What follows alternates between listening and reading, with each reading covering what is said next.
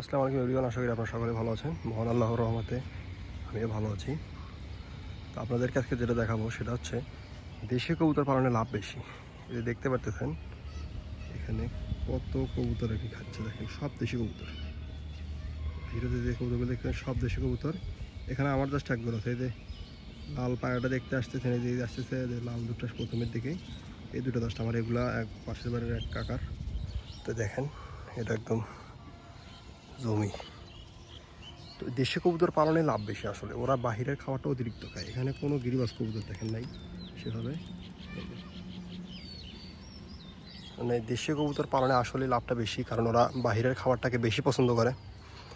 আর এই দেখেন আরও আসতেছে, দেখেন দেখতেছেন দল দল নামতেছে দলে দলে। তো দেশি কবুতর পালনে আসলে লাভ বেশি, ওরা বেশিরভাগ বাহিরের খাবার খায়। তো দেশি কবুতর পালন আমার চাচা যে পালে, আমাদের পাশের বাড়ির এক কাকা আর কি পালে। তো উনি সব দেশি কবুতর পালে এখানে। এখানে যেগুলো দেখতেছেন এক জোড়া বাদ দিয়ে সবগুলোই ওনার। দেখতেছেন উনি দেশি কবুতর পালে, উনি বলে বাবা আমি দিনে জাস্ট 1 থেকে 2 বার খাবার দেই, তাও 3-4 মুঠ খাবার। অথচ ওনার কবুতর হবে প্রায় 30 থেকে 40 বা 50 জোড়া এবং সামথিং, এত কবুতর হবে ওনার। অথচ উনি এতগুলো কবুতর জাস্ট দিনে 4-5 মুঠ খাবার দেয় আর কি। আর আমি তো মনে করেন যে জাস্ট আমার 6 জোড়া কবুতরকে আমার দিনে এরকম 5-6 মুঠ খাবার দেওয়া পড়ে।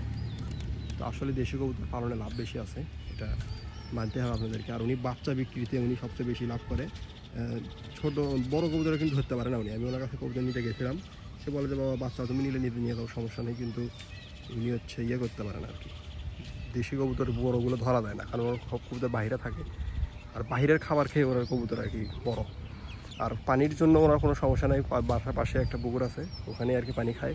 আর দেশি কবুতরের এগুলো অত ঝামেলা নাই, অসুখ বিসুখও কম হয় ওনার আর কি। ধরতে গেলে আমি যা দেখতেছি 5-7 বছর ধরে এরকমই চলতেছে ওনার কবুতরে, কোনো ট্রিটমেন্ট বা এরকম কোনো এক্সট্রা কোনো খাতির যত্ন এরকম করতে নেই। তো ওনার নর্মালের উপর দিয়েই চলতেছে আর কি।